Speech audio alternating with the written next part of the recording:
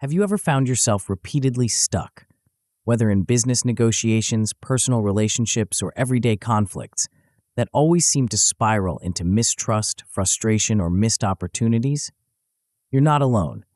Most people unknowingly approach life as a series of isolated interactions, never tapping into the powerful potential of compounding trust and cooperation.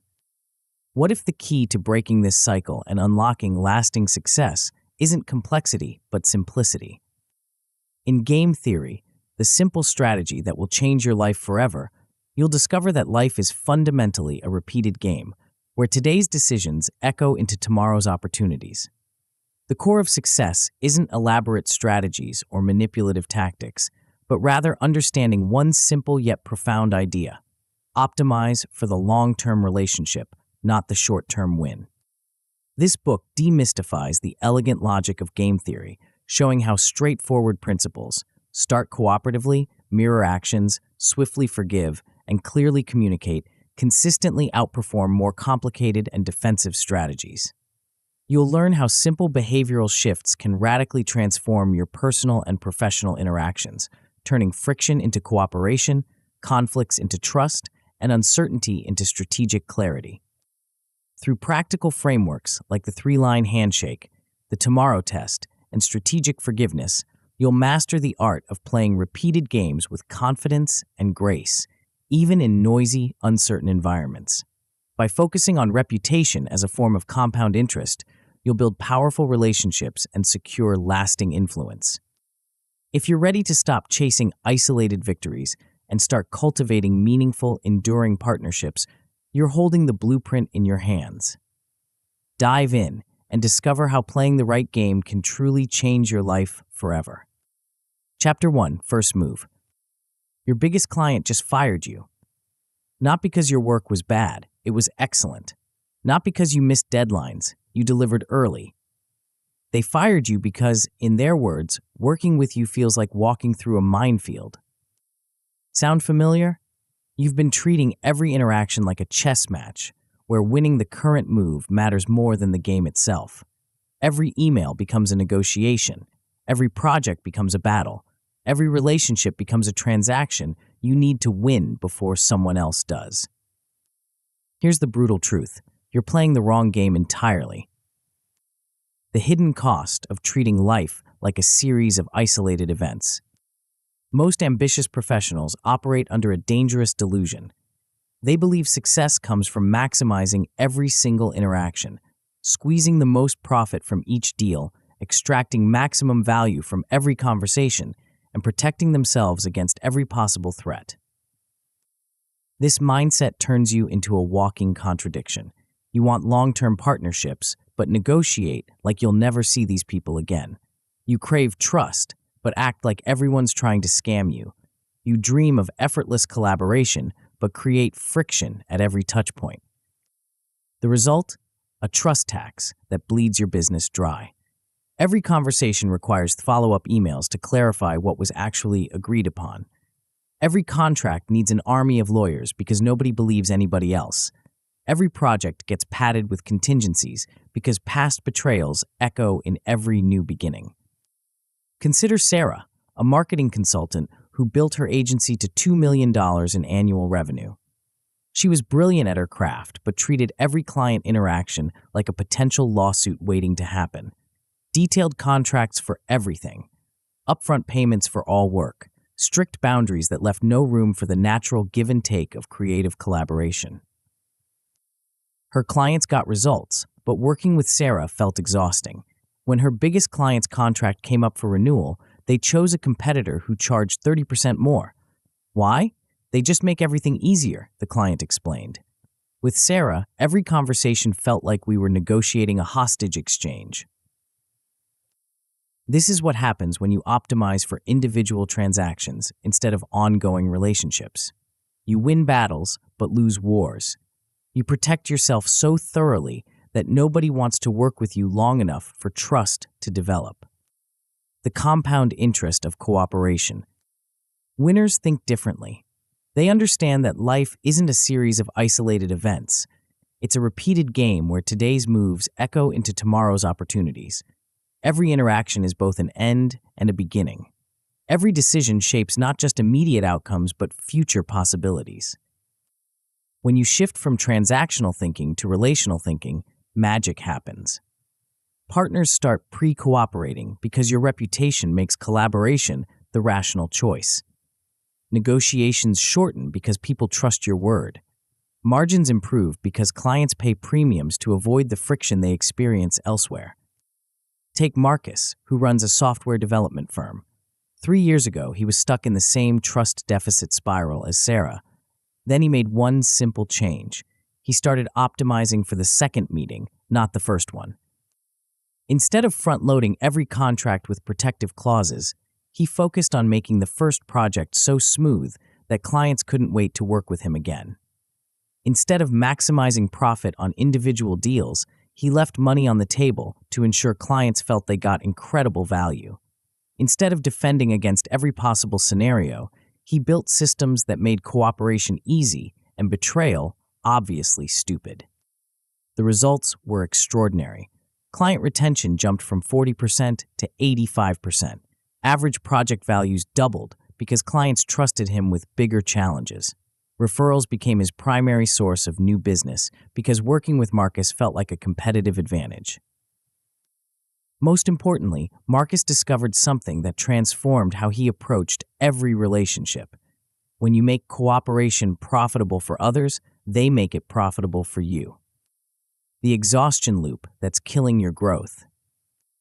If you don't fix this pattern, you're headed for a predictable downward spiral. First comes margin erosion. When trust is low, you compensate with discounts, scope creep, and endless revisions to make things right. You spend more time managing relationships than building value. Next comes talent and client churn. Good people don't want to work in high-friction environments. Great clients drift toward competitors who make collaboration feel effortless. You get trapped serving difficult customers who demand constant oversight and pay the lowest rates. Finally comes the exhaustion loop. You fight the same battles repeatedly because you never solve the underlying trust deficit. Every new relationship starts from zero. Every project requires the same defensive protocols. Every success feels temporary because you know the next crisis is coming. The business owns you instead of the other way around. You become a prisoner of your own protective systems, working harder and harder to maintain relationships that should be getting easier over time. Your new operating system. This book gives you a different way to play, one that compounds trust instead of burning it. The foundation is simple. Recognize that most of your important relationships are repeated games, then optimize accordingly. The core strategy is equally straightforward. Start with cooperation. Mirror what you receive. Forgive quickly when things go wrong. Reset to collaboration as soon as possible. This isn't naive optimism. It's strategic patience backed by credible consequences. When someone cooperates, you cooperate back with enthusiasm. When someone defects, you respond proportionally, not to punish, but to teach. When they return to cooperation, you immediately do the same. This creates a predictable pattern that rational people align with and irrational people avoid. You'll learn to distinguish between one-shot interactions, where defensive strategies make sense, and repeated games, where cooperation dominates. You'll discover how to extend the shadow of the future, making tomorrow's benefits so tangible that short-term betrayal becomes obviously stupid.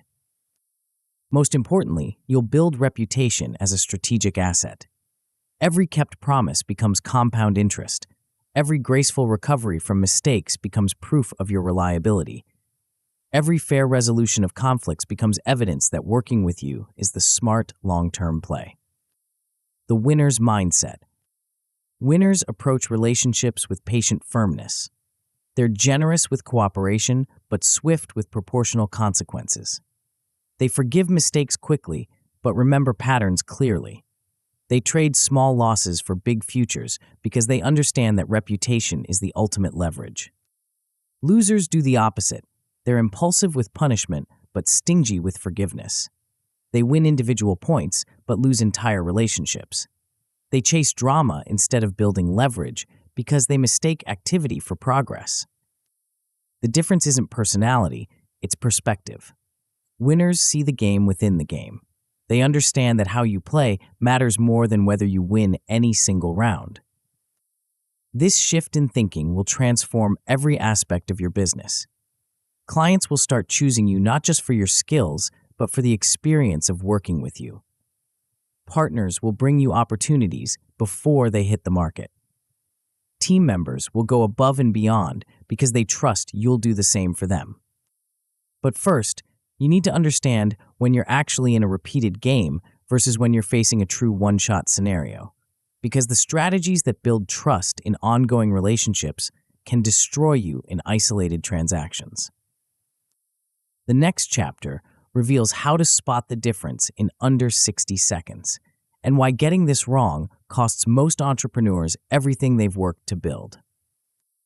Before we continue, make sure to subscribe to Grow to the Top and activate notifications to receive more self-improvement tips that will supercharge your growth. And make sure to give this video a thumbs up and share it with your friends. It really helps the channel grow. Thank you for your support. Chapter 2, Single Shot. The email arrived at 11:47 p.m. on a Tuesday. A potential client wanted a complete brand overhaul. Logo, website, marketing materials, the works. Budget, $50,000. Timeline, 6 weeks. One catch, they needed to see 3 complete concepts before deciding whether to move forward. No payment until they chose their favorite. Most consultants would smell the trap immediately. Free work, spec projects, the classic let's see what you can do setup that burns countless hours with zero guarantee of payment. The smart play seems obvious. Demand payment up front, require signed contracts, protect yourself at every turn. But here's where most people get it catastrophically wrong. They apply one-shot thinking to what could become a repeated game. Or worse, they apply repeated game cooperation to genuine one-shot scenarios. Both mistakes cost fortunes. The difference between these two contexts isn't just academic theory. It's the difference between building a thriving business and getting systematically exploited by people who understand the game better than you do. When paranoia makes perfect sense, let's start with the uncomfortable truth. Sometimes defensive strategies aren't just smart, they're essential for survival. In genuine one-shot interactions, cooperation can be financial suicide. Consider the classic scenario that game theorists call the prisoner's dilemma. 2 players must choose simultaneously, cooperate or defect. If both cooperate, both win moderately. If both defect, both lose moderately. But if one cooperates while the other defects, the defector wins big, while the cooperator gets crushed. In a single encounter with no future consequences, defection becomes the rational choice. Even if you'd prefer mutual cooperation, you can't risk being the sucker who cooperates while the other side takes advantage. This logic is mathematically airtight when there's truly no tomorrow. The business world is full of genuine one-shot scenarios. The tourist buying a souvenir in a foreign country they'll never revisit. The homeowner hiring a contractor for a single project with no ongoing relationship. The startup founder selling equity to an investor who has no reputational concerns in your industry. In these contexts, defensive strategies make perfect sense. Use escrow services, demand milestones, structure reversible commitments, verify everything, trust but verify harder. The problem isn't that people use defensive strategies in one-shot scenarios. The problem is that they use one-shot strategies everywhere, turning potential long-term partnerships into adversarial transactions. The misdiagnosis that's costing you millions. Here's where most ambitious professionals destroy their own leverage. They treat repeated games like one-shot encounters. They bring defensive, zero-trust thinking to relationships they need to nurture over months and years. This misdiagnosis happens because one-shot thinking feels safer in the moment. When you're negotiating with a potential long-term client, it's tempting to maximize protection and minimize risk. Front-load the contract with penalty clauses. Demand payment terms that favor you heavily. Structure everything to protect against worst-case scenarios. But this approach triggers a predictable response. The other side sees your defensive posture and mirrors it. They add their own protective clauses. They demand their own favorable terms.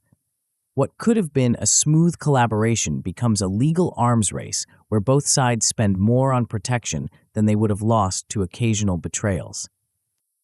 The real tragedy is that this defensive spiral often kills deals that would have been profitable for everyone. When you optimize for protection instead of performance, you signal that you expect the relationship to go badly. Smart partners interpret this signal correctly and look elsewhere. Take the story of Reid Hoffman, LinkedIn's founder.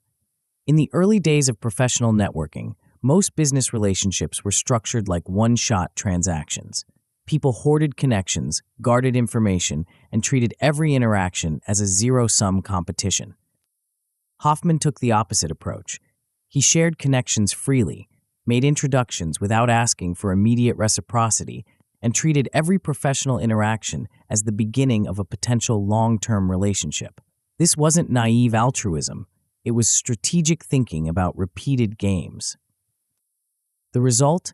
LinkedIn became the dominant platform for professional networking precisely because Hoffman understood that business relationships compound over time. His willingness to cooperate first, even when he couldn't guarantee reciprocation, created a network effect that generated billions in value. The tomorrow test that changes everything.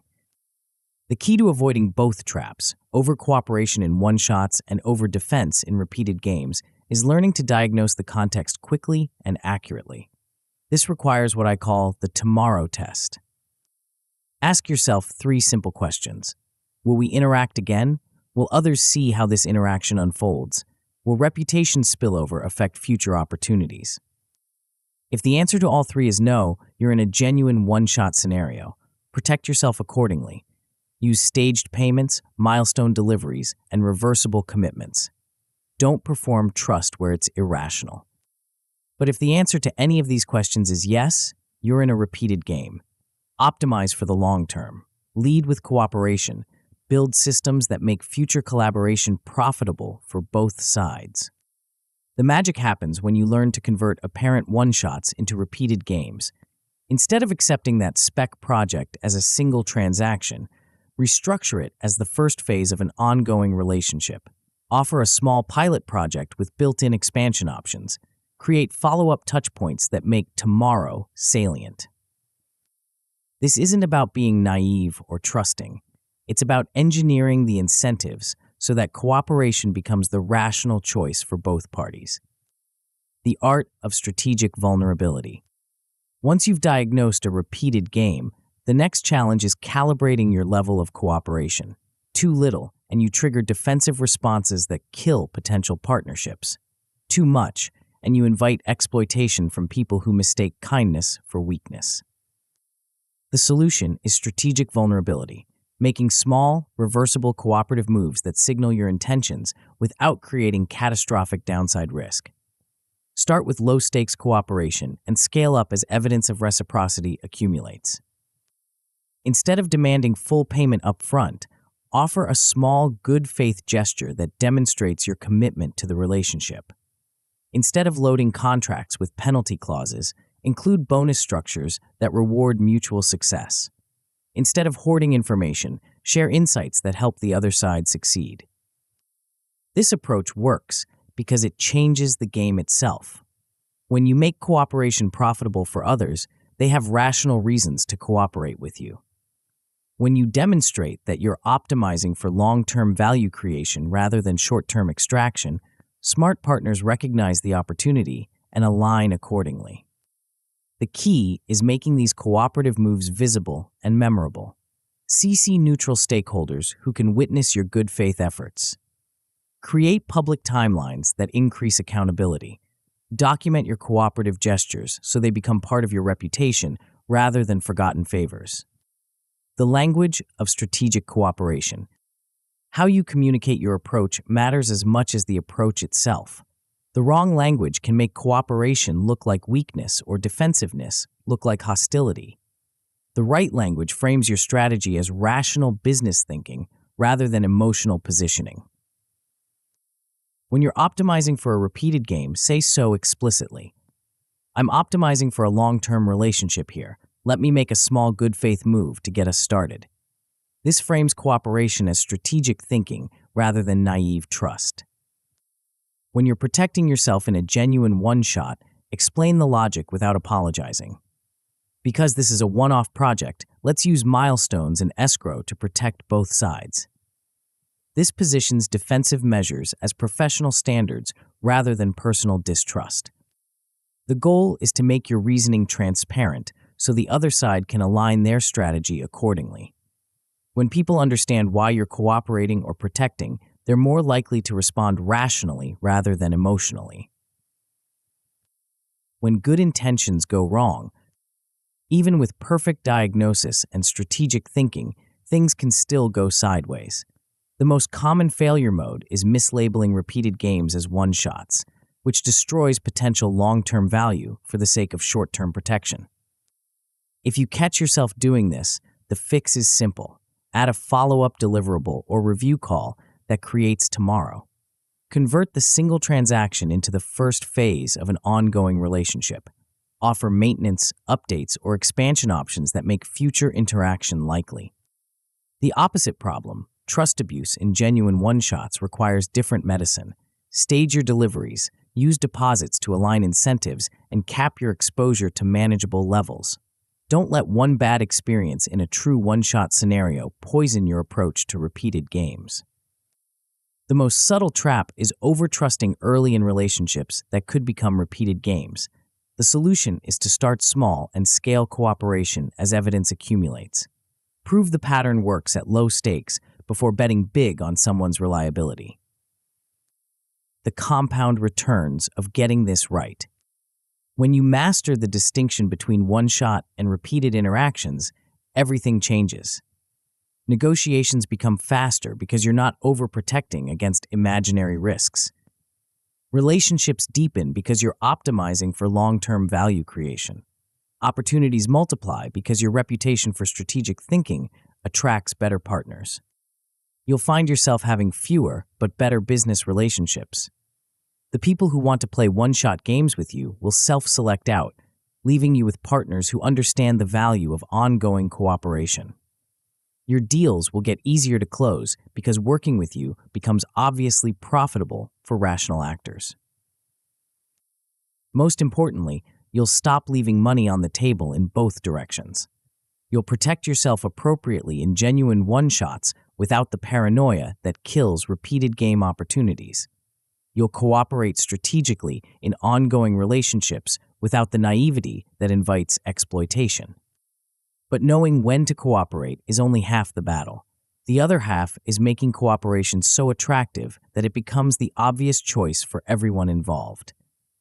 The next chapter reveals how to manufacture tomorrow, how to make future interactions so valuable that betraying you today becomes obviously stupid. Chapter 3: Shadow Future. The phone call came on a Friday afternoon.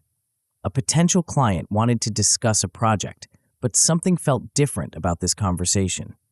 Instead of the usual dance around pricing and deliverables, they opened with an unexpected question. What would a 3-year partnership with you look like? Most consultants would stumble here. They're trained to think in project cycles, discrete chunks of work with clear beginnings and endings. But this client was thinking differently. They weren't buying a service. They were investing in a relationship that would compound value over time.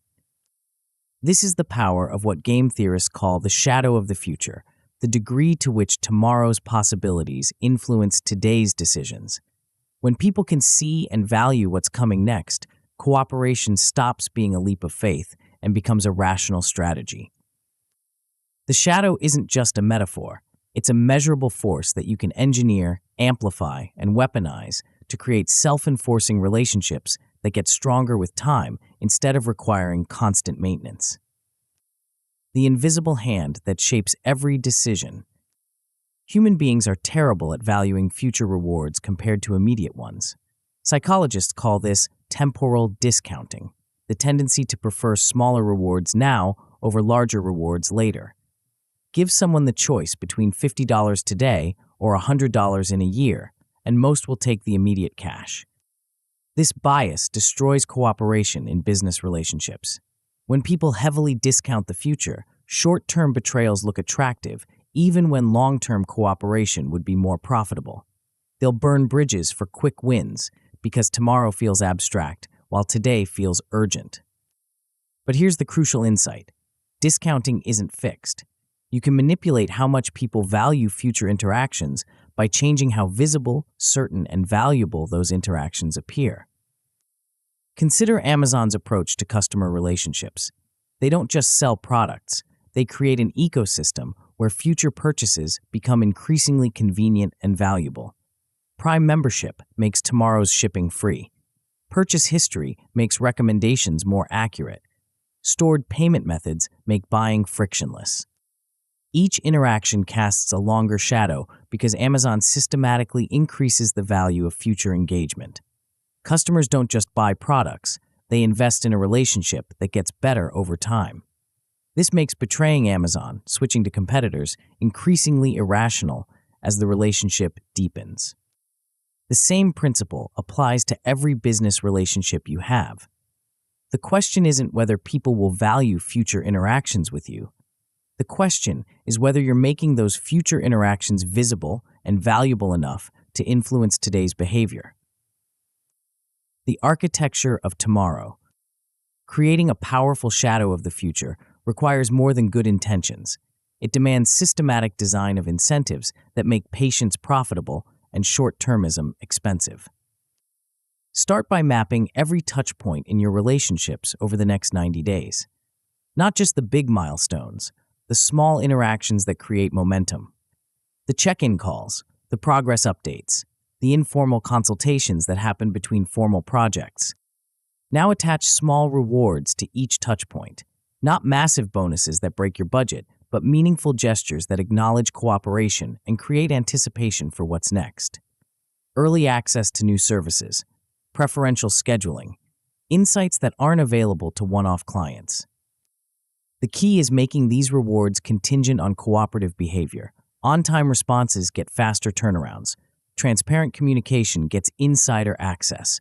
Reliable partners get first dibs on premium opportunities. This isn't manipulation, it's alignment.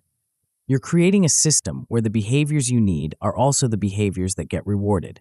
When cooperation becomes profitable, rational people cooperate. Take the approach used by Berkshire Hathaway under Warren Buffett's leadership.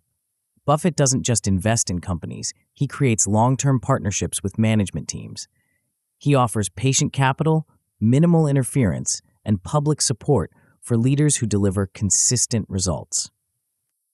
But the real genius is in the incentive structure. Managers who perform well get more autonomy, bigger budgets, and Buffett's public endorsement, which opens doors throughout the business world. Those who underperform get sold, often publicly and with detailed explanations of what went wrong. This creates a powerful shadow of the future. Managers know that cooperation with Buffett's long-term vision leads to compounding benefits, while short-term thinking leads to career-ending consequences. The result is a portfolio of businesses that largely manage themselves because the incentives are perfectly aligned. The scoreboard that changes everything. Visibility amplifies the shadow of the future.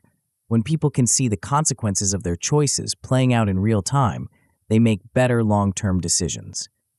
When cooperation and defection happen in darkness, people default to short-term thinking.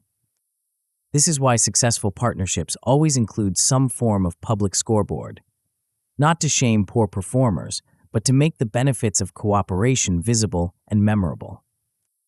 Track the metrics that matter most to your relationships: response time to communications, accuracy of deliverables, speed of problem resolution, frequency of proactive updates.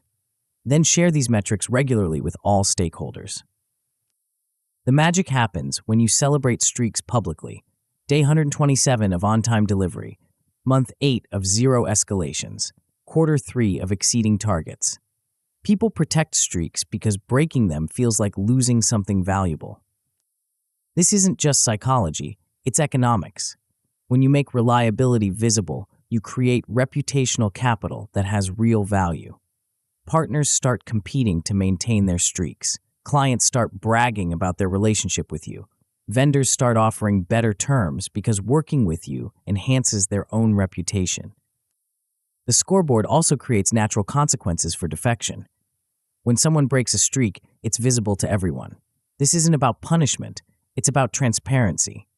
People can see the real cost of short-term thinking in terms of lost momentum and damaged reputation. The art of mutual dependence. The strongest shadows of the future are created through what economists call mutual hostages, situations where both parties hold something valuable that depends on continued cooperation. This sounds sinister, but it's actually the foundation of every successful long-term relationship. Marriage works because both partners invest in shared assets, homes, children, social networks that would be costly to divide. Business partnerships work when both sides contribute resources that are more valuable together than apart. The key is making this dependence mutual and fair. One-sided dependence creates resentment and eventual rebellion. Mutual dependence creates stability and shared incentives for success. Consider how software companies create mutual dependence with enterprise clients. The client invests time training their team on the software, integrating it with existing systems, and building workflows around its capabilities. The vendor invests in custom features, dedicated support, and deep understanding of the client's business. Over time, switching becomes increasingly expensive for both sides. The client would face massive retraining costs and workflow disruption. The vendor would lose not just revenue, but also the institutional knowledge that makes them effective for similar clients. This mutual dependence doesn't trap either party. It aligns their interests. Both sides have rational reasons to invest in making the relationship work rather than looking for alternatives. The language of long-term thinking. How you communicate about the future shapes how people value it. Vague promises about ongoing partnership create weak shadows. Specific, time-bound commitments with clear benefits create strong ones. Instead of saying we should work together more, say, here's what month 6 looks like if we hit our targets. Instead of promising great service, outline the specific benefits that unlock at different relationship milestones. The goal is to make tomorrow feel as real and immediate as today. Use concrete dates, specific rewards, and detailed scenarios that help people visualize the compounding benefits of cooperation. This is where most professionals fail. They're so focused on closing the current deal that they never paint a picture of what ongoing success looks like. They leave the future abstract and uncertain, which makes short-term thinking feel rational. Smart operators do the opposite. They spend as much time selling the second project as the first one. They make renewal conversations part of the kickoff process. They create anticipation for what's possible when the relationship deepens over time. When shadows turn into substance. The ultimate goal isn't just to create a shadow of the future. It's to make that shadow so valuable that it becomes the primary driver of behavior. When people are more excited about tomorrow's possibilities than today's transactions, you've achieved something remarkable. A self-reinforcing relationship that gets stronger under pressure instead of weaker. This transformation doesn't happen overnight. It requires consistent execution of small cooperative gestures, transparent tracking of mutual benefits, and patient investment in shared value creation. But when it works, the results are extraordinary.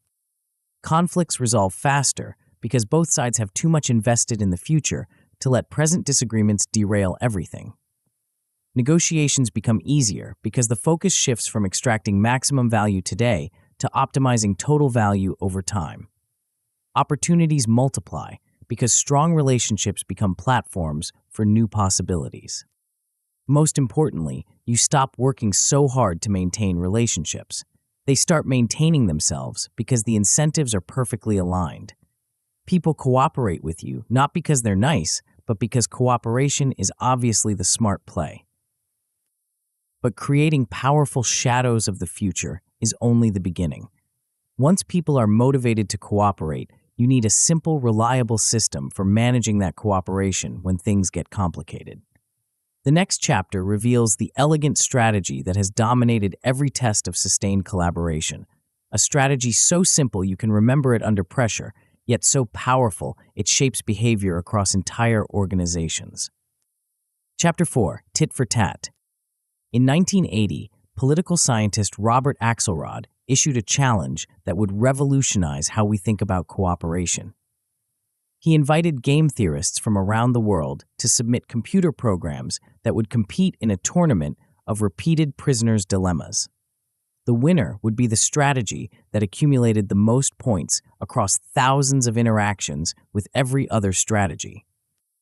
Brilliant minds submitted complex algorithms. Some tried to detect patterns in opponents' behavior. Others attempted to exploit perceived weaknesses. A few tried to form coalitions or send deceptive signals. The sophistication was staggering, except for one entry.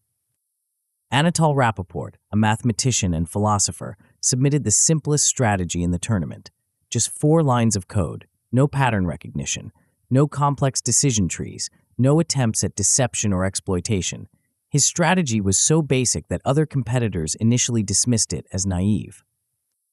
That strategy won decisively, not just once, but in every subsequent tournament Axelrod ran. It beat strategies designed by Nobel Prize winners, computer scientists, and military strategists. The secret wasn't complexity, it was clarity. The 4-word strategy that beats everything. Rappaport's winning strategy had a name that sounds almost childish: tit for tat. The rules were absurdly simple. Start by cooperating, then do whatever your opponent did in the previous round. If they cooperated, you cooperate. If they defected, you defect. That's it. No grudges, no complex calculations, no attempts to outsmart anyone. Just mirror the last move and keep playing. This simplicity wasn't a bug, it was the feature that made everything else possible. When you're under pressure, when emotions are running high, when the stakes feel enormous, you need a strategy you can execute without thinking. Complexity fails when you need it most. Simplicity endures. But calling tit for tat simple misses its deeper sophistication. Those 4 lines of code embodied 4 powerful principles that most people spend their entire careers failing to master. First, it was nice. It never defected first. This opened the door to cooperation and signaled good intentions. Second, it was provocable. It retaliated immediately when betrayed. This deterred exploitation and maintained respect. Third, it was forgiving. It returned to cooperation as soon as the opponent did. This prevented endless cycles of revenge. Fourth, it was clear. Anyone could understand exactly what it would do in any situation. Nice, provocable, forgiving, clear. These 4 qualities created a strategy that was simultaneously generous and firm, patient and decisive. It attracted cooperation while deterring exploitation. It built trust while maintaining boundaries. The handshake that sets everything in motion. The power of tit for tat isn't just in how it responds to others, it's in how it shapes their behavior from the very first interaction. When you lead with cooperation, you create an immediate test of the other party's intentions and capabilities. This is why the opening move matters so much. Your first gesture sets the tone for everything that follows. It signals whether you're optimizing for mutual benefit or personal advantage. It reveals whether you trust the other party enough to make yourself temporarily vulnerable. The most effective way to implement this opening is what I call the 3-line handshake. It's a simple framework that establishes cooperation, reciprocity, and reset protocols in a single communication. Line 1 establishes your cooperative intent. Here's what I'll deliver and by when. Be specific about your commitments. Include deadlines, quality standards, and communication protocols. Make it easy for the other party to hold you accountable. Line 2 requests reciprocal cooperation. Here's what I need from you and by when. Mirror the specificity you provided in line 1. Clear expectations prevent misunderstandings and make cooperation measurable. Line 3 creates the reset path. If either of us slips, we'll course correct quickly and return to plan. This acknowledges that mistakes happen while establishing a protocol for recovery. It makes forgiveness systematic rather than emotional. This 3-line structure works because it makes your strategy transparent.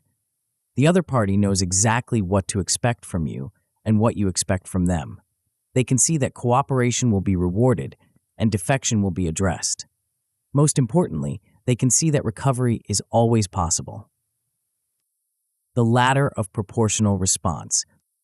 The genius of tit for tat isn't just that it retaliates, it's that it retaliates proportionally. One defection gets one defection in response. Not nuclear war, not permanent exile, just a measured response that teaches without destroying. This proportionality is crucial because it preserves the possibility of future cooperation while still deterring exploitation. When someone tests your boundaries, you need to respond clearly enough that they understand the consequences of defection, but not so harshly that they give up on the relationship entirely. The most effective approach is a graduated response ladder. The first defection gets clarification and restatement of expectations. Maybe they misunderstood. Maybe there was a communication breakdown. Give them a chance to self-correct before assuming malicious intent. The second defection gets a small, reversible cost, delayed delivery, reduced scope, a modest fee, something that demonstrates consequences without causing permanent damage. The goal is education, not punishment. The third defection gets a pause or polite exit. At this point, you've established a clear pattern of non-cooperation. Continuing the relationship would be enabling bad behavior. Better to end things professionally and preserve the possibility of future engagement under different circumstances. This ladder works because it's predictable. People can see exactly where their behavior is leading. They have multiple opportunities to course correct before facing serious consequences. When they do face consequences, they understand why. The art of strategic forgiveness. The most counterintuitive aspect of tit for tat is how quickly it forgives. The moment the other party returns to cooperation, so do you. No grudges, no probationary periods, no demands for additional proof of good intentions, just immediate reciprocal cooperation. This rapid forgiveness isn't weakness, it's strategic brilliance. It makes cooperation the path of least resistance. When people know they can return to good standing immediately by cooperating, they have strong incentives to abandon defection strategies quickly. The key is making this forgiveness visible and memorable. When someone returns to cooperation after a period of defection, acknowledge it explicitly. Back on plan, thanks for the quick fix. This reinforces the behavior you want to see more of while documenting the reset for future reference. Documentation matters because memory is unreliable, especially during conflict. People remember slights more vividly than reconciliations. By creating a written record of resets, you prevent past conflicts from poisoning future interactions. This approach transforms how people think about mistakes and conflicts. Instead of seeing them as relationship-ending crises, they start seeing them as temporary detours with clear paths back to collaboration. This reduces the emotional stakes of disagreements and makes resolution faster and more likely. The signal that changes everything. One of the most powerful applications of tit for tat is pre-announcing your strategy. Instead of keeping your approach secret, make it explicit from the beginning.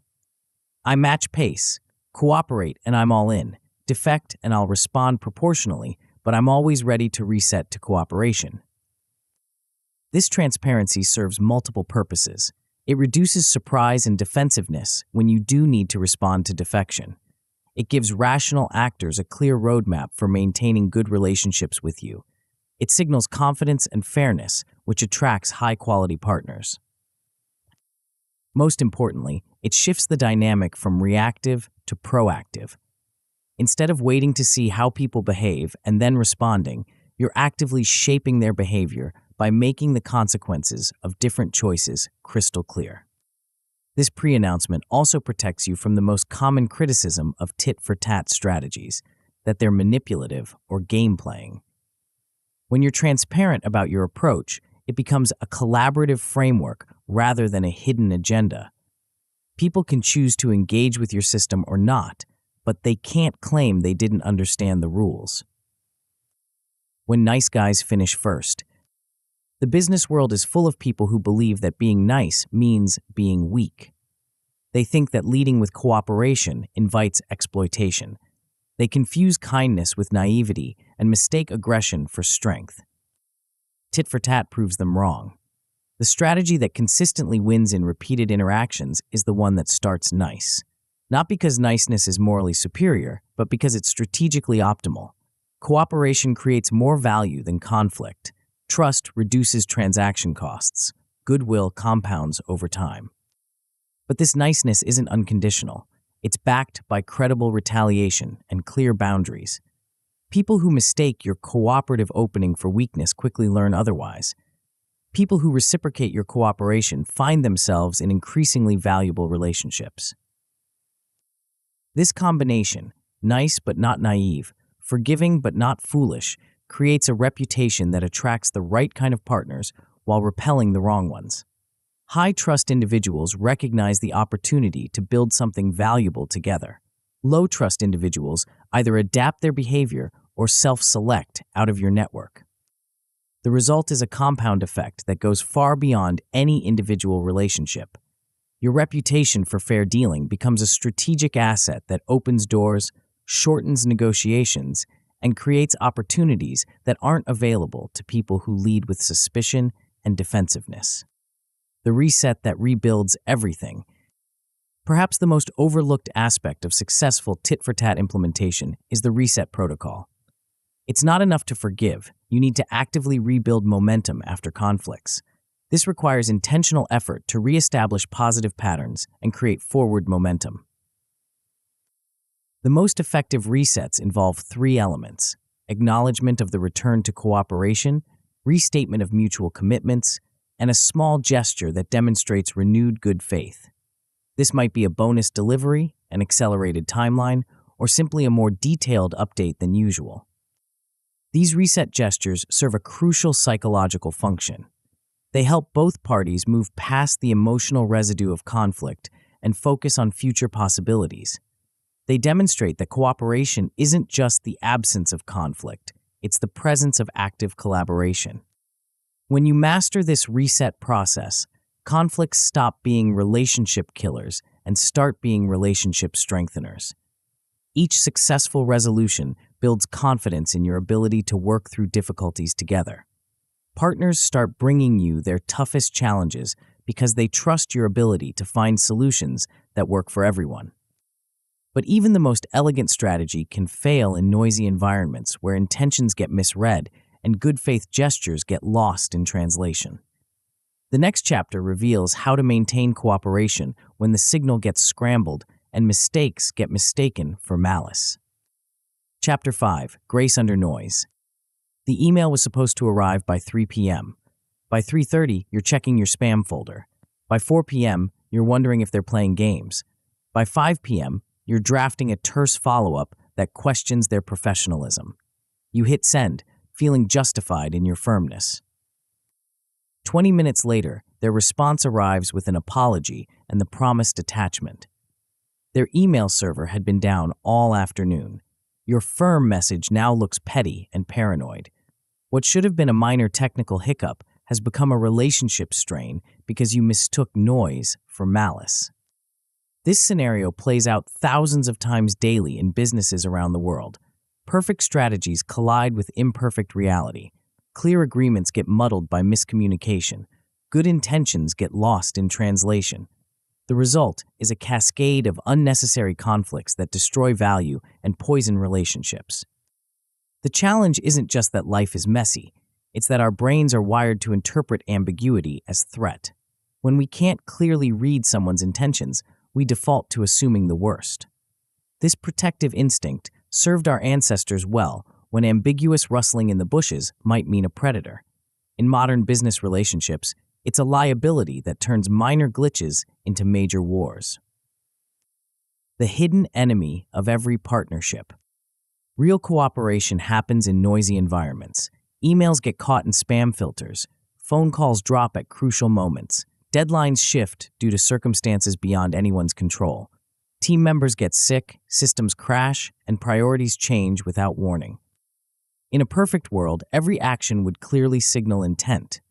Cooperation would look like cooperation. Defection would look like defection. But we don't live in that world. We live in a world where good people sometimes look bad due to circumstances and where bad people sometimes look good due to luck. This noise creates a devastating problem for any strategy based on reciprocity. When you can't clearly distinguish between intentional defection and accidental failure, how do you respond? Retaliate against every perceived slight, and you'll punish innocent mistakes. Forgive everything, and you'll enable genuine exploitation. Most people solve this dilemma by choosing one extreme or the other. They either become hypervigilant, interpreting every delay or miscommunication as a sign of disrespect, or they become overly permissive, allowing patterns of poor performance to continue unchecked. Both approaches fail catastrophically. Hypervigilance creates endless conflicts with good partners who make honest mistakes. Overpermissiveness attracts bad actors who exploit your reluctance to enforce boundaries. You need a third way, a strategy that distinguishes between noise and signal, between honest mistakes and intentional exploitation. The mathematics of forgiveness. Game theorists discovered something remarkable when they studied cooperation in noisy environments. The strategies that performed best weren't the ones that retaliated most consistently. They were the ones that occasionally forgave perceived defections. This insight led to the development of what researchers call generous tit-for-tat. Instead of matching every perceived defection with retaliation, this strategy occasionally absorbs a hit and continues cooperating. The forgiveness isn't random. It's calculated to break negative feedback loops while still deterring genuine exploitation. The mathematics are elegant. In noisy environments, strict tit-for-tat can create echo chambers of retaliation. You think they defected, so you defect. They think you defected, so they defect. Soon you're locked in a spiral of mutual punishment that neither side intended and both sides lose from. Generous tit-for-tat breaks these spirals by occasionally choosing cooperation even when defection seems justified. This creates opportunities for the relationship to reset to mutual cooperation. The key is calibrating the generosity carefully, enough to prevent noise-driven wars, not so much that you invite exploitation. But how do you implement this in practice? How do you distinguish between noise that deserves forgiveness and patterns that demand consequences? The answer lies in building simple systems that help you separate signal from static. The anatomy of an honest mistake. Before you can forgive strategically, you need to recognize what you're forgiving. Not all failures are created equal. Some are genuine accidents that deserve immediate grace. Others are warning signs of deeper problems that require attention. Honest mistakes have recognizable characteristics. They're usually isolated incidents rather than recurring patterns. They come with immediate acknowledgement and apology when discovered. They're followed by corrective action to prevent recurrence. Most importantly, they happen to people who have otherwise demonstrated reliability and good faith. Intentional defection looks different. It often involves patterns of behavior rather than isolated incidents. It comes with excuses rather than ownership. It's followed by promises to do better rather than concrete corrective action. It happens in the context of other boundary testing behaviors. The challenge is that these distinctions aren't always clear in the moment. Someone might have a legitimate excuse for missing a deadline, but if they've missed 3 deadlines in a row, the pattern suggests a deeper problem. Someone might apologize sincerely for a miscommunication, but if they consistently fail to follow up with corrective action, the apology becomes meaningless. This is why you need systematic approaches to distinguish noise from signal. You can't rely on gut instinct alone because your gut is biased toward either over-forgiveness or over-punishment, depending on your personality and recent experiences. The 2-step reality check. The most effective way to handle ambiguous situations is to pause and verify before you react. This doesn't mean being passive or naive. It means being strategic about when and how you deploy consequences. When something goes wrong, your first response should be clarification, not retaliation. I'm flagging that X didn't happen as planned. Was this a system issue or a change in priorities? This gives the other party a chance to explain and self-correct without triggering defensive responses. The second step is confirmation. Restate your understanding of what happened and what the plan is going forward. Just to confirm, the delay was due to the server outage and we're back on track for delivery Thursday morning. This creates a written record and ensures both parties are aligned on next steps. This two-step process serves multiple purposes. It gives you information you need to assess whether the failure was noise or signal. It gives the other party a chance to demonstrate good faith through their response. It creates documentation that helps you track patterns over time. Most importantly, it keeps the temperature low while you gather facts.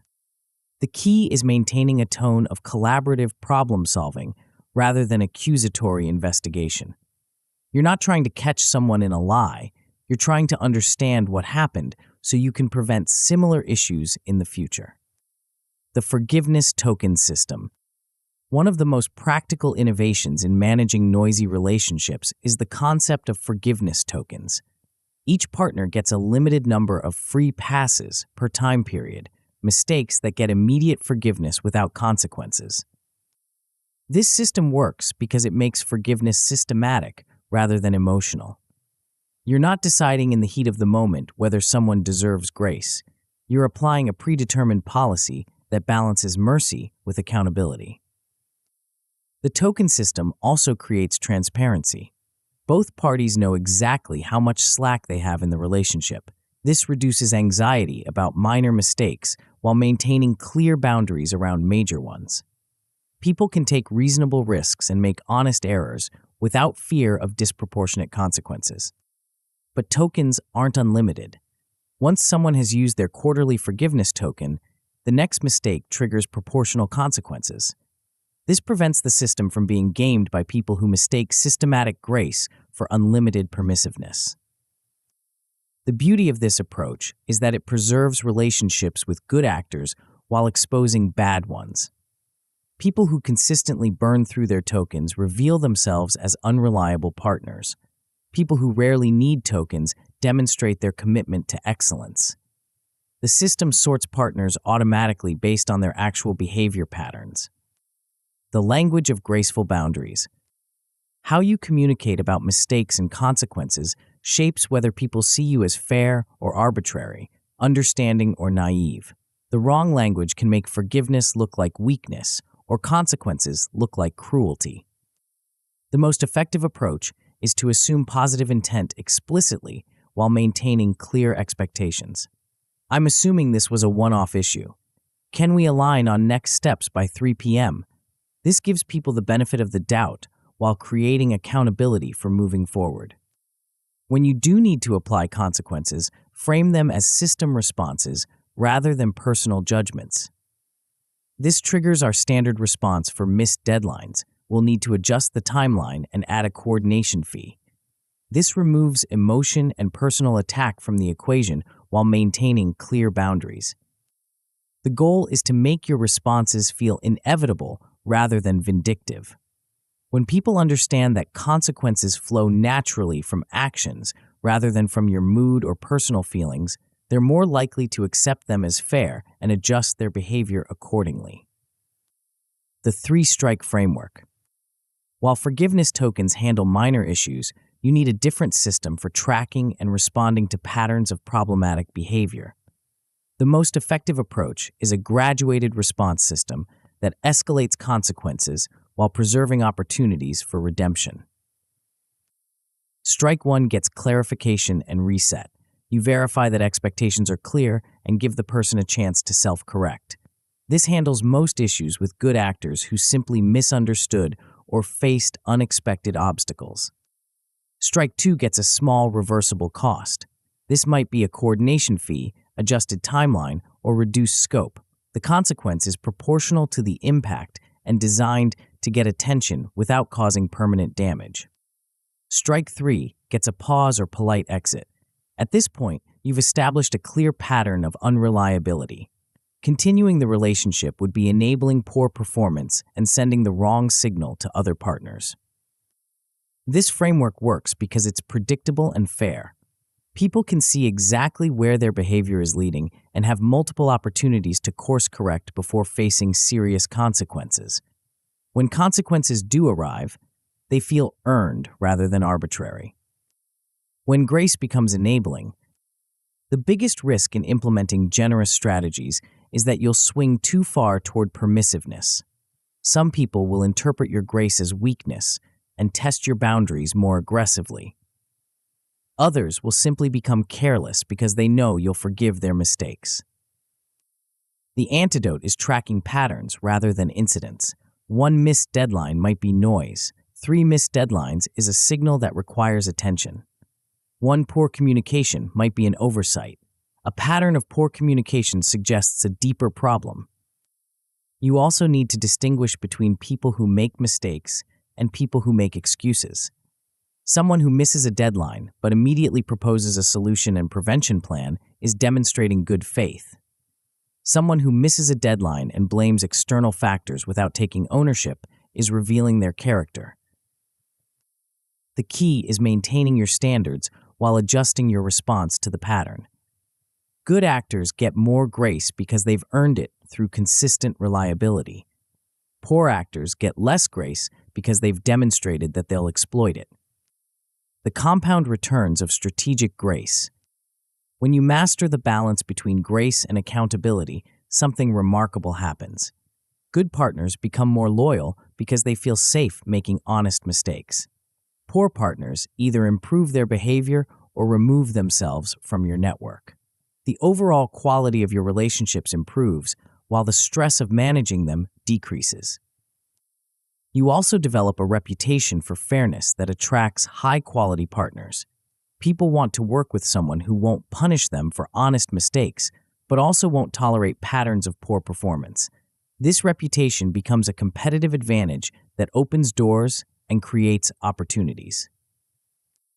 Most importantly, you create an environment where people can take reasonable risks and innovate without fear of disproportionate consequences. This leads to better outcomes for everyone because people aren't paralyzed by the fear of making mistakes. But even the most graceful approach to managing noise has its limits. Some situations require harder responses, and some partners need different strategies entirely. The next chapter reveals when to abandon grace for more decisive action and how to calibrate your response to match the stakes and the opponent. Hard versus soft. The contract was worth $2.3 million. The client had a history of paying late, changing scope mid-project, and blaming vendors for their own internal delays. Your team had already invested months in the relationship, building trust through small projects and proving your capabilities. Now they wanted to go big, but their proposed terms included payment schedules that would crush your cash flow, scope definitions that could expand indefinitely, and penalty clauses that only ran one direction. Every instinct screamed that this was a setup for exploitation. You had 3 choices: walk away and lose months of relationship building, accept their terms and hope for the best, or deploy what game theorists call the nuclear option, a response so decisive that it either fixes the relationship permanently or ends it cleanly. Most people freeze in moments like this. They've learned one strategy for managing relationships, usually some variation of tit for tat, and they try to apply it everywhere. But one size doesn't fit all. Different contexts demand different approaches. Sometimes you need to be harder. Sometimes you need to be more adaptive. The key is knowing which tool to use when. When nice strategies meet nasty realities. Tit for tat works beautifully in stable environments with reasonable people. But the business world isn't always stable or reasonable. Some partners are genuinely predatory. Some situations have such high stakes that a single betrayal could destroy everything you've built. Some environments are so noisy that subtle signals get lost entirely. In these contexts, your standard cooperative strategies can become liabilities. Being nice to someone who interprets kindness as weakness invites exploitation. Being forgiving in a high-stakes situation where one mistake could be fatal shows poor judgment. Being subtle in a noisy environment where clear signals get scrambled wastes time and creates confusion. This is why elite strategists maintain multiple approaches. They have soft strategies for building relationships and hard strategies for protecting vital interests. They have adaptive strategies for learning environments and rigid strategies for deterring predators. Most importantly, they know how to switch between approaches without losing credibility or creating unnecessary drama. The challenge isn't just having multiple tools, it's knowing which tool to use in which situation. Use a hard strategy when a soft one would work, and you'll damage valuable relationships. Use a soft strategy when a hard one is needed, and you'll invite catastrophic exploitation. The nuclear option that actually works. In game theory, there's a strategy so extreme it sounds almost comical: Grim Trigger. The rules are brutally simple. Cooperate until the other party defects once, then punish them forever. No forgiveness, no second chances, no path back to cooperation. This sounds insane until you understand its purpose. Grim Trigger isn't designed to manage ongoing relationships. It's designed to prevent betrayal in the first place. When someone knows that a single defection will end all future cooperation permanently, they think very carefully before breaking their commitments. The strategy works because it makes the consequences of betrayal crystal clear and irreversible. There's no ambiguity about what happens if someone violates the agreement. There's no hope that they can smooth things over later with apologies or concessions. One strike and they're out forever. This creates powerful deterrence in situations where monitoring is perfect and stakes are existential. If you can clearly observe whether someone has betrayed you, and if that betrayal would cause unacceptable damage, the threat of permanent retaliation can prevent the betrayal from happening at all. But Grim Trigger has a fatal flaw. It assumes perfect information. In noisy environments where you might misread someone's intentions, it can trigger permanent wars over misunderstandings. In relationships where learning and adaptation are important, it prevents the kind of experimentation that leads to better outcomes for both parties. This is why Grim Trigger should be reserved for specific contexts. High-stakes situations with clear monitoring where the cost of betrayal exceeds the value of the ongoing relationship. Think non-disclosure agreements with access to trade secrets, or partnership agreements where one betrayal could destroy years of work. The learning machine that beats everything.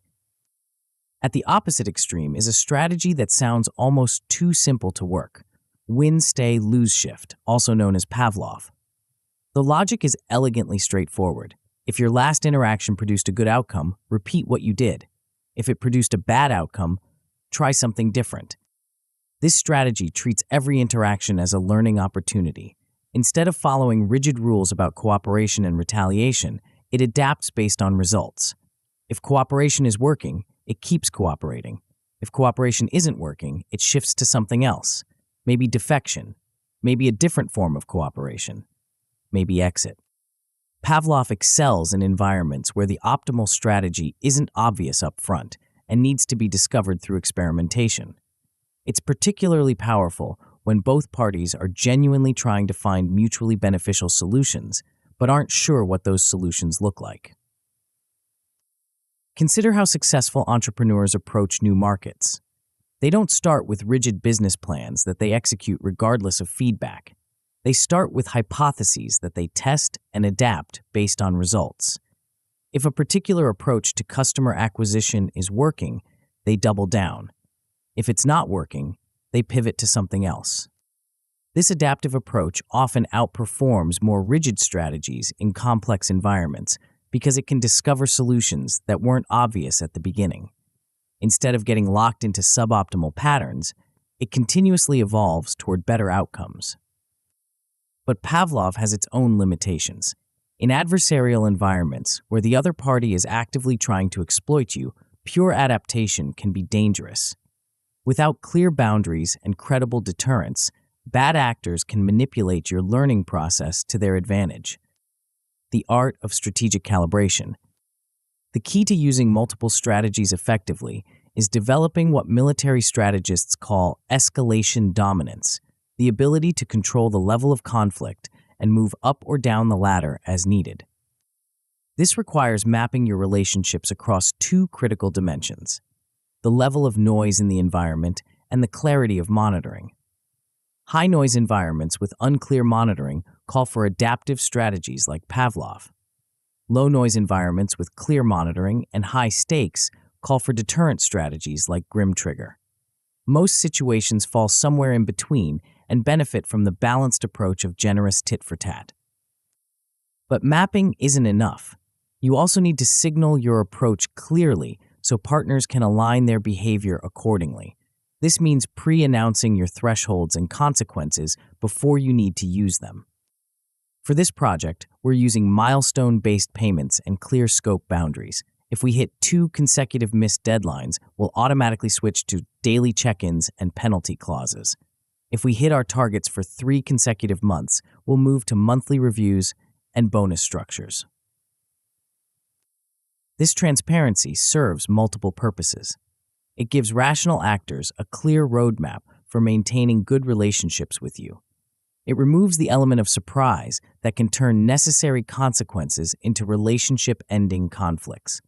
Most importantly, it demonstrates that your responses are systematic rather than emotional. The credibility test that everything depends on. The effectiveness of any deterrent strategy depends entirely on credibility. Can you actually execute the consequences you're threatening? Will you actually bear the costs of enforcement when the moment comes? Does the other party understand exactly what will trigger your response? Most deterrent strategies fail because they're not credible. People make threats they can't or won't execute. They announce consequences that would hurt them more than their target. They create ambiguous triggers that leave room for interpretation and argument. Credible deterrence requires 4 elements: capability, cost tolerance, clarity, and commitment. You must have the ability to execute your threatened response. You must be willing to bear the costs of enforcement. The other party must understand exactly what will trigger your response. And you must have pre-committed to following through, regardless of how you feel in the moment. This is why successful business leaders often create automatic triggers for their responses. 2 late payments automatically triggers our collections process. 3 scope changes automatically triggers a contract renegotiation. 1 confidentiality breach automatically terminates the partnership. These automatic triggers remove emotion and second-guessing from the equation. When the threshold is crossed, the response happens regardless of excuses, apologies, or promises to do better. This predictability makes the deterrent more credible and therefore more effective. The adaptive advantage in uncertain times. While deterrent strategies excel in stable, high-stakes environments, adaptive strategies shine in uncertain, rapidly changing contexts. When you're not sure what the optimal approach is, the ability to experiment and adjust based on feedback becomes invaluable. The key to effective adaptation is defining clear metrics for winning and losing in each interaction. What constitutes a good outcome? What constitutes a bad outcome? How quickly should you adjust your approach based on results? In business relationships, winning might mean hitting deadlines, staying within budget, and maintaining good communication. Losing might mean missed deadlines, cost overruns, and poor communication. The specific metrics matter less than having clear, measurable criteria for evaluating whether your current approach is working. Once you have clear metrics, you can implement a simple adaptive rule. After a win, continue with your current approach. After a loss, shift 1 notch in a different direction.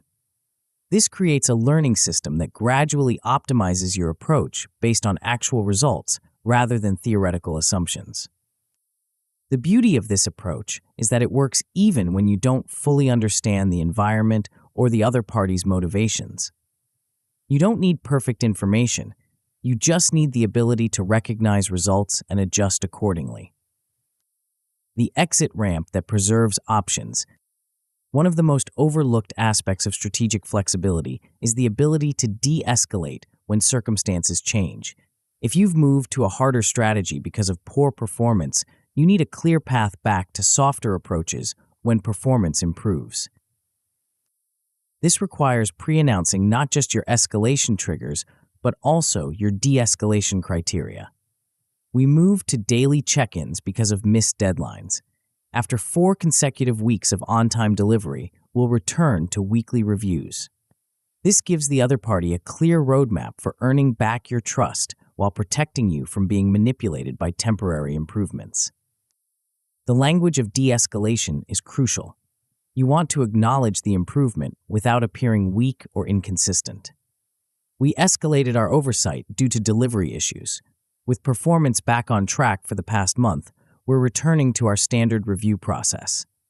This frames the change as a systematic response to improved performance rather than a personal decision based on mood or pressure. The portfolio approach to relationship management. The ultimate goal isn't to find one perfect strategy that works everywhere. It's to build a portfolio of approaches that you can deploy based on context. Some relationships will thrive under adaptive management. Others will require clear deterrent boundaries. Most will benefit from the balanced approach of reciprocal cooperation with measured consequences.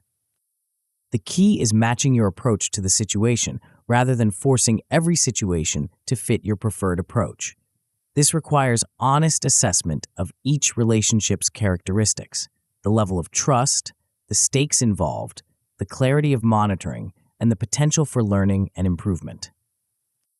When you master this portfolio approach, you become incredibly difficult to exploit while remaining attractive to genuine partners. Predators avoid you because they know you'll respond decisively to betrayal. Good actors seek you out because they know you'll adapt and optimize for mutual benefit. But even the most sophisticated strategy portfolio can fail if you don't understand how to build and leverage the one asset that makes all other strategies more effective.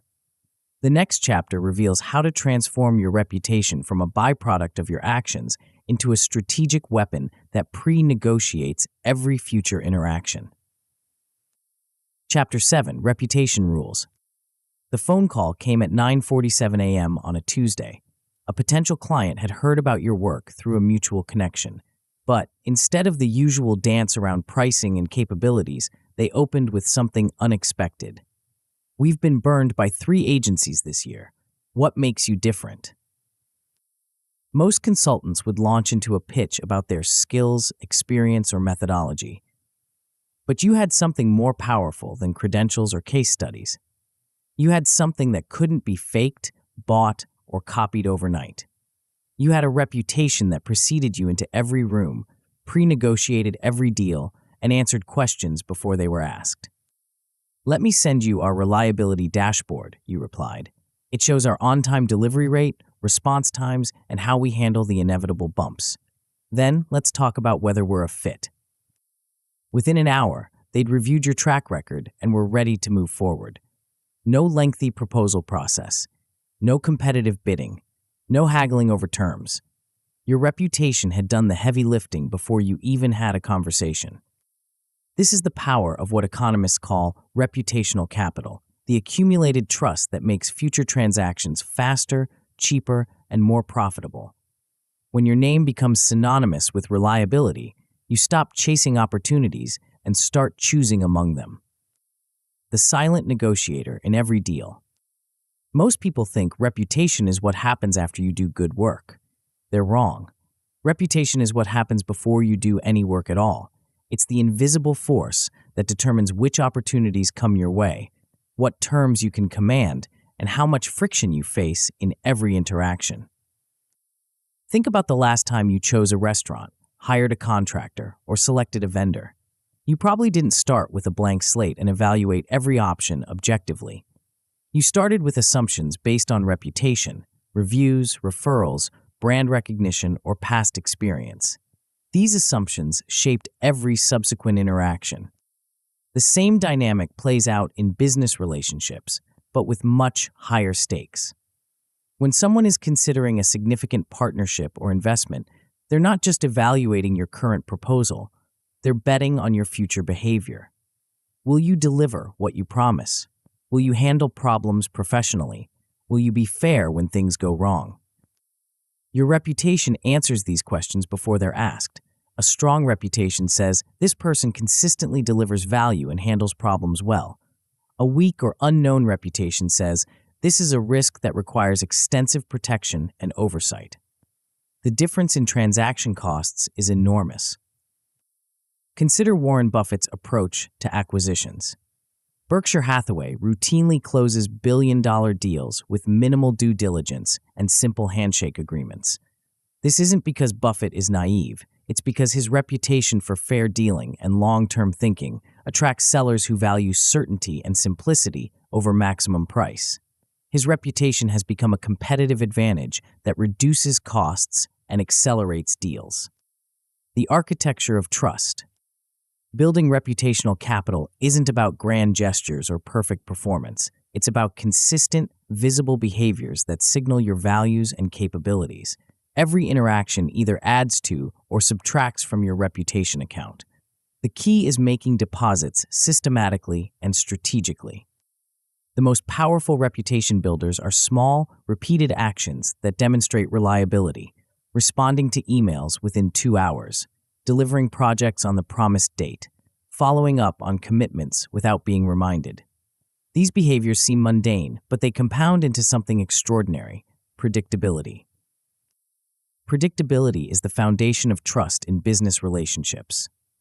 When people know what to expect from you, they can plan accordingly. They don't need to build in extra buffers for your potential failures. They don't need to create backup plans for your possible betrayals. This reduces their costs and stress, making you more valuable as a partner. But predictability alone isn't enough. You also need to demonstrate what happens when things go wrong, because they always do. How you handle mistakes, delays, and unexpected problems reveals more about your character than how you handle successes. This is where most people destroy their reputational capital. They either ignore problems, hoping they'll go away, or they handle them defensively with excuses and blame shifting. Both approaches signal that working with you involves hidden risks and unpleasant surprises. The alternative is to turn problems into reputation-building opportunities. When something goes wrong, acknowledge it immediately, take ownership without excuses, fix it quickly, and overcorrect to prevent recurrence. This demonstrates that even your failures are handled professionally and that problems get solved rather than ignored. The mathematics of make goods. When you miss a commitment, you face a choice that will define your reputation. You can do the minimum required to fulfill your obligation, or you can overcorrect in a way that strengthens the relationship. The difference between these approaches is the difference between maintaining trust and building it. The mathematics are simple but powerful.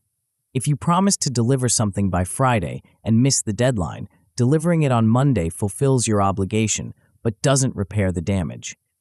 Your partner has already adjusted their plans, possibly disappointing their own stakeholders. Simply delivering late doesn't address the cascading effects of your failure.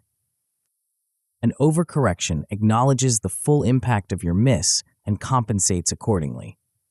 Maybe you deliver the late project plus an additional analysis that wasn't originally requested. Maybe you expedite the next deliverable at no extra charge. Maybe you provide a credit that reflects the inconvenience you caused. The specific overcorrection matters less than the principle. You're taking responsibility for the full impact of your failure, not just the immediate deliverable. This signals that you understand the true cost of unreliability and that you're committed to making things right. This approach transforms failures into relationship strengtheners. Instead of thinking, "they let me down," your partner thinks, "they made a mistake but handled it better than most people handle successes." This creates a reservoir of goodwill that protects the relationship during future difficulties. The scoreboard that builds itself. One of the most effective ways to build reputational capital is to make your reliability visible and measurable. Instead of hoping people notice your good performance, create systems that track and display it automatically. This might seem like unnecessary self-promotion, but it serves a crucial function. It makes your reputation verifiable rather than subjective. When someone can see your actual track record, response times, delivery rates, problem resolution speed. They don't have to rely on vague impressions or secondhand reports. The key is tracking metrics that matter to your partners, not just metrics that make you look good. Response time matters because it affects their planning. Delivery accuracy matters because it affects their commitments to their own stakeholders. Problem resolution speed matters because it affects their stress and confidence. Share these metrics regularly but subtly. Include them in project updates, quarterly reviews, or annual summaries. The goal isn't to boast about your performance, it's to provide objective evidence that supports your reputation claims. This transparency also creates accountability for your own team. When your performance is visible, everyone has incentives to maintain high standards. Poor performance can't be hidden or rationalized away. This creates a culture of reliability that reinforces itself over time. The proof library that sells itself. Traditional sales processes focus on convincing prospects that you can deliver value. Reputation-based selling focuses on proving that you have delivered value consistently over time. The difference is the difference between promises and evidence. Building this evidence requires systematic collection and organization of proof points, client testimonials that speak to specific outcomes and experiences, case studies that demonstrate your problem-solving approach, references who can speak to your reliability and professionalism, metrics that show your track record over time. The key is making this proof easily accessible and relevant to each situation. When a prospect asks about your experience with their type of challenge, you should be able to provide specific examples within minutes. When they want to understand your working style, you should have testimonials that address exactly that concern. This isn't about overwhelming prospects with information. It's about having the right proof available at the right moment. Most buying decisions are made emotionally and justified rationally. Your proof library provides the rational justification for the emotional decision to trust you. The fairness policy that attracts winners. One of the most underestimated aspects of reputation building is demonstrating fairness in your policies and procedures. How you handle disputes, refunds, and edge cases signals whether you're optimizing for short-term extraction or long-term relationships. The most powerful approach is to create simple, transparent policies that treat both parties fairly. If you make a mistake, here's how you'll make it right. If a client wants to change scope, here's how pricing adjustments work. If either party wants to exit the relationship, here's the process and timeline. These policies should be symmetric whenever possible. If you expect clients to give 30 days notice for cancellations, you should provide the same notice if you need to end the relationship. If you charge fees for scope changes, you should provide credits for scope reductions. This symmetry signals that you see the relationship as a partnership rather than an opportunity for exploitation. Fair policies attract high-quality partners who value predictability and mutual respect. They also repel low-quality partners who are looking for one-sided advantages or unclear terms they can exploit later. This self-selection effect improves the overall quality of your business relationships over time. The speed signal that changes everything. In a world of delayed responses and missed deadlines, speed becomes a powerful differentiator. Not just speed of delivery, but speed of communication, problem-solving, and decision-making. When you consistently respond faster than expected, you signal competence, respect, and prioritization. The key is understanding that speed itself is a form of communication. A fast response says, "You matter to me." A slow response says, "You're not a priority." Even when you don't have a complete answer, acknowledging receipt and providing a timeline shows respect for the other person's time and concerns. This doesn't mean you need to be available 24/7 or sacrifice quality for speed. It means being intentional about your response times and setting clear expectations. If you can't respond immediately, send a quick acknowledgement with a timeline for your full response. If you need time to research an answer, say so and provide an estimated completion time. Speed also applies to problem resolution. When issues arise, The faster you acknowledge and address them, the less damage they cause to the relationship. A problem that gets resolved in hours feels like excellent service. The same problem that takes days to resolve feels like poor service, even if the final outcome is identical. The compound returns of consistent excellence. When you systematically build reputational capital over time, something remarkable happens. Your business starts running itself. Opportunities come to you instead of you chasing them. Partners give you the benefit of the doubt when problems arise. Negotiations become faster and more favorable because people trust your intentions and capabilities. This creates a virtuous cycle where good reputation attracts good partners, which creates good outcomes, which builds better reputation. You start operating in a high-trust environment where transaction costs are low and collaboration is easy. The ultimate goal isn't just to have a good reputation. It's to have a reputation so strong that it becomes a strategic moat around your business. Competitors can copy your methods, but they can't copy the trust you've built over years of consistent performance. But even the strongest reputation can be undermined if you don't understand how to manage the inevitable endings that every business relationship faces. The next chapter reveals how to handle conclusions, transitions, and exits in ways that preserve your reputation and set up future opportunities, even when things don't go according to plan. Chapter 8. Endgame Logic. The contract was set to expire in 90 days. For 18 months, the partnership had been a model of cooperation. Deadlines met, budgets respected, communication flowing smoothly. Both sides had profited handsomely from the arrangement. Renewal seemed like a formality. Then something strange started happening. Response times slowed, quality standards slipped. Small commitments got forgotten. The same team that had been delivering excellence for over a year suddenly seemed distracted and unreliable. By the time the contract ended, both sides were frustrated and ready to move on. What happened? The partnership didn't fail because of incompetence or malice. It failed because of something far more predictable and preventable: endgame dynamics. When people know a relationship is ending, their behavior changes in ways that can destroy everything they've built together.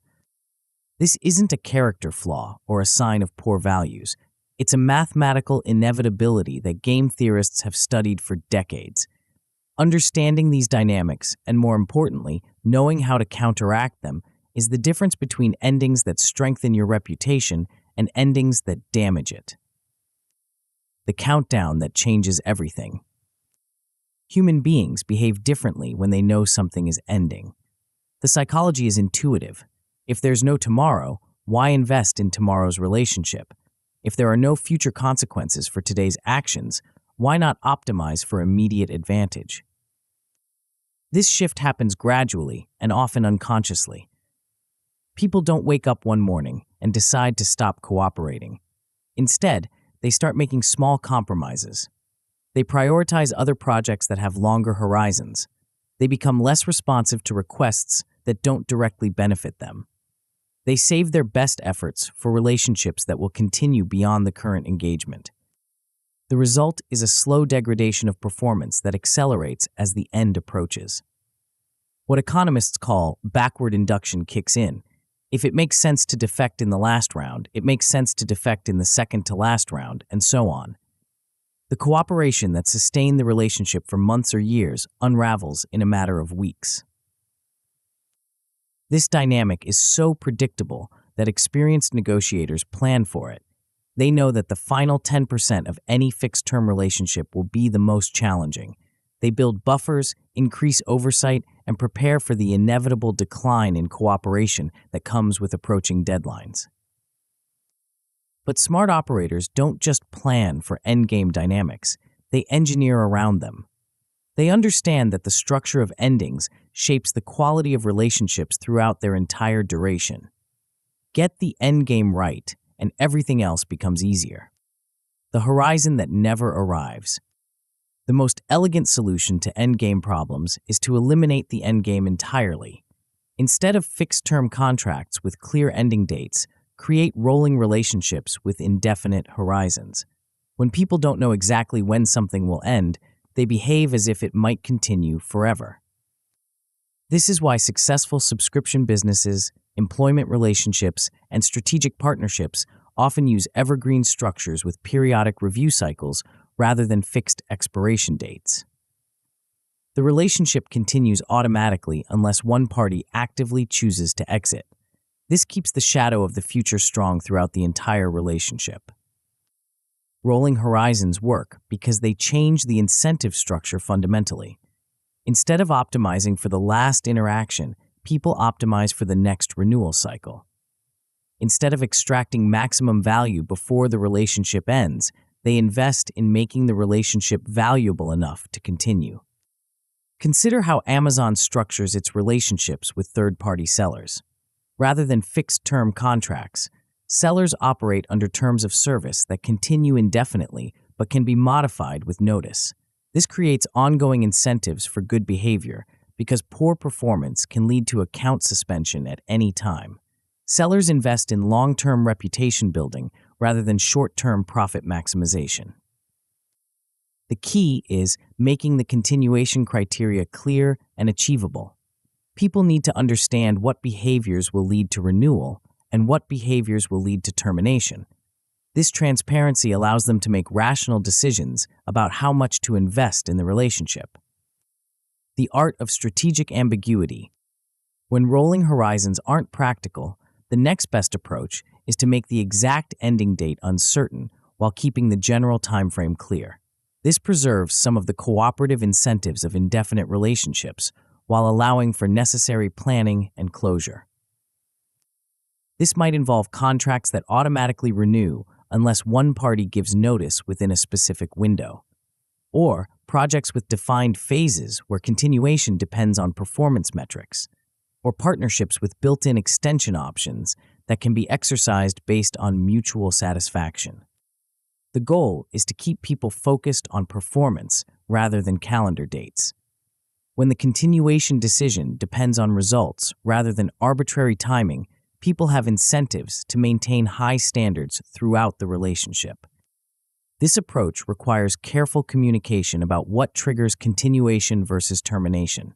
The criteria need to be objective, measurable, and within both parties' control. Subjective or arbitrary continuation criteria create uncertainty that can be as damaging as fixed ending dates. The final sprint that seals the deal. When you can't avoid a definite ending, the key is structuring the final phase to maintain cooperative incentives. This requires creating specific rewards for strong finishes and consequences for poor ones. End-of-project bonuses tied to mutual satisfaction can maintain motivation through the final deliverables. Joint retrospectives that influence future opportunities can keep people invested in leaving good impressions. Public recognition for exceptional performance can provide reputational benefits that extend beyond the current relationship. The timing of these incentives matters enormously. Rewards that only pay out after completion can be discounted heavily by people focused on immediate concerns. Rewards that pay out incrementally throughout the final phase maintain ongoing motivation. Consider how successful consulting engagements handle project conclusions. The best consultants don't just deliver final reports and disappear. They conduct thorough knowledge transfer sessions, provide implementation support, and schedule follow-up check-ins.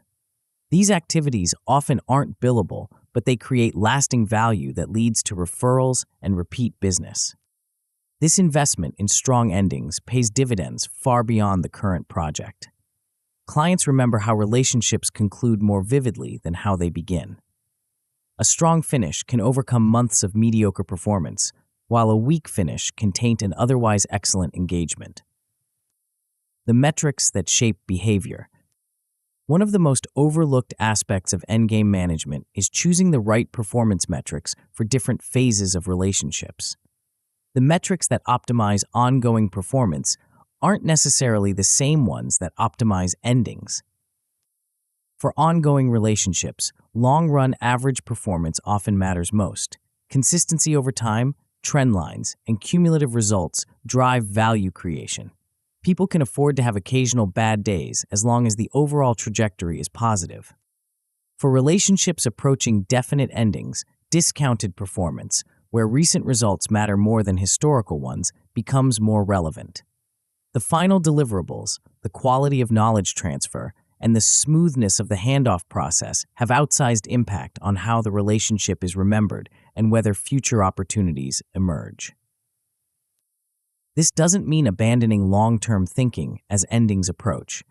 It means recognizing that different phases of relationships require different optimization strategies. The key is communicating these shifting priorities clearly so everyone understands what success looks like at each stage. Smart project managers often create explicit sprint phases for the final weeks of major engagements. During these periods, response times accelerate, review cycles shorten, and quality standards increase.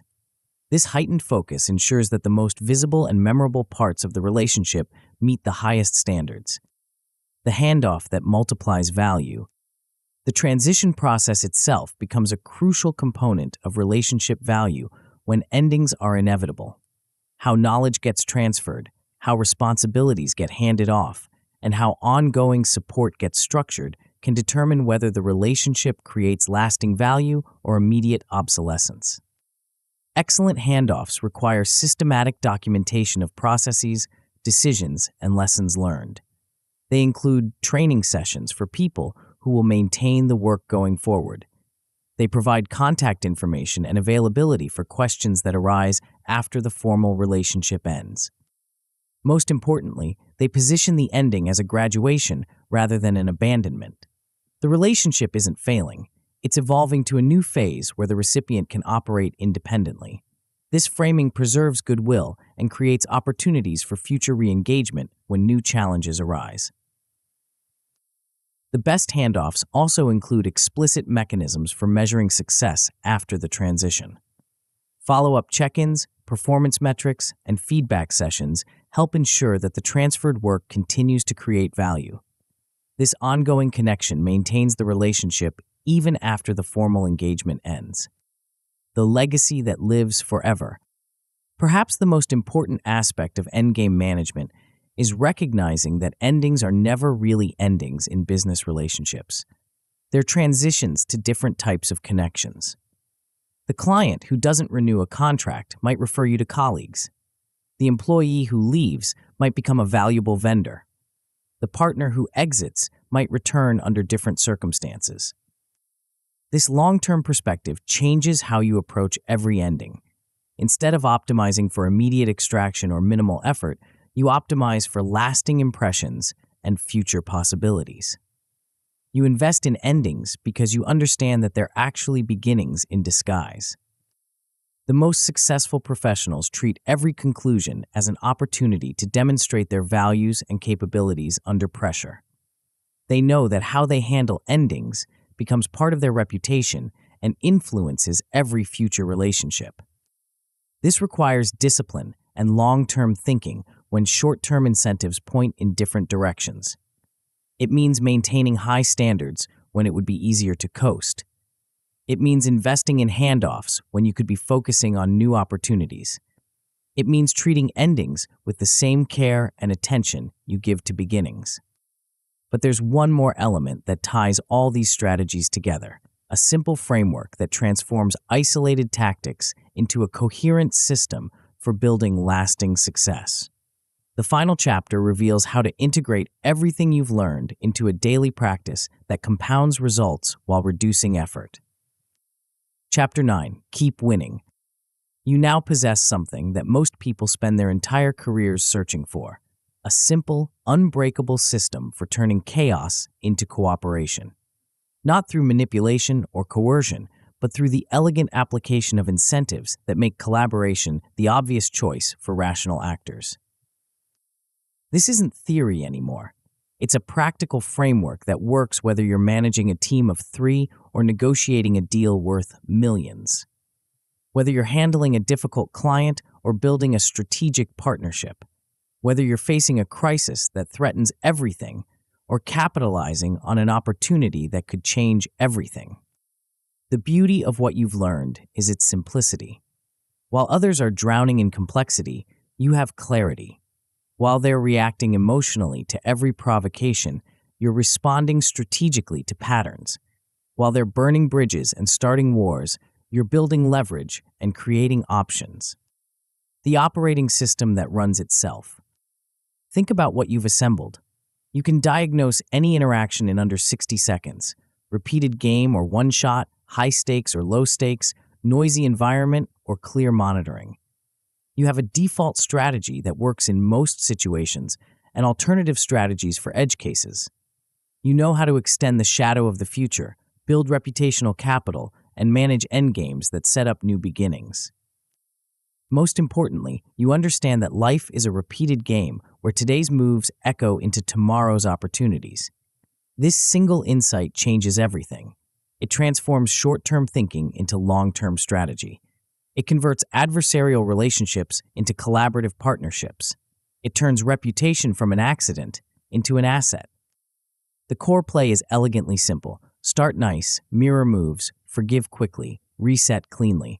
4 words that contain decades of research and centuries of wisdom. Nice enough to attract cooperation, provocable enough to deter exploitation, forgiving enough to prevent spirals, clear enough to execute under pressure. This isn't just a negotiation tactic or a management technique. It's a way of thinking that compounds results across every aspect of your business and life. When you consistently apply these principles, something remarkable happens. The world starts cooperating with you. The transformation you can expect. Your relationships will change first. Conflicts that used to drag on for weeks will resolve in days. Partners who used to test your boundaries will start respecting them. Team members who used to require constant oversight will start managing themselves. The friction that used to consume your energy will disappear, leaving you free to focus on value creation. Your reputation will change next. Word will spread that you're someone who makes things easier, not harder. That you solve problems instead of creating them. That you can be trusted to do what you say and say what you mean.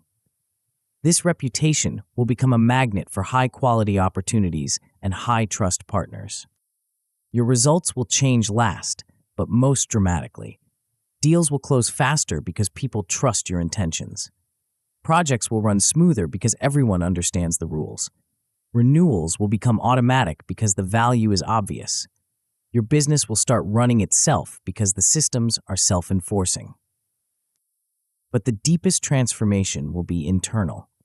You'll stop feeling like you're constantly fighting fires and start feeling like you're building something durable. The stress of managing difficult relationships will be replaced by the satisfaction of engineering cooperative ones. You'll move from reactive crisis management to proactive system design. The leverage that multiplies everything. The most powerful aspect of this approach is how it compounds over time. Every cooperative interaction builds trust that makes the next interaction easier. Every fair resolution of conflict builds reputation that prevents future conflicts. Every well-managed ending creates goodwill that opens new beginnings. This compounding effect means that your effort decreases while your results increase. The systems you build today will be working for you years from now. The reputation you establish this quarter will be opening doors next decade. The relationships you nurture now will be referring opportunities long after you've forgotten the initial investment.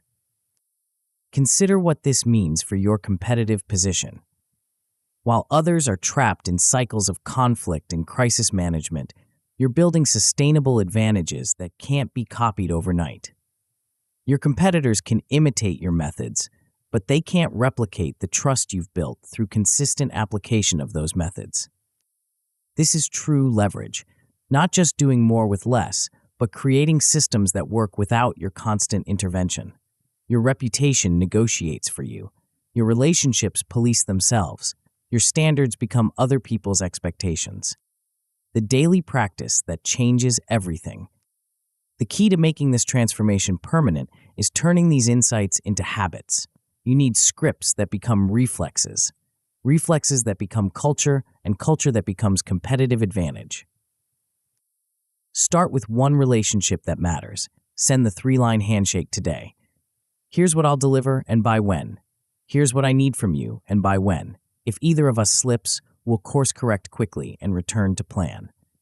Watch how this simple framework changes the dynamic immediately. Announce your operating principles clearly. I match pace. Cooperate and I'm all in. Defect and I'll respond proportionally, but I'm always ready to reset to cooperation. This transparency eliminates confusion and creates accountability for both sides.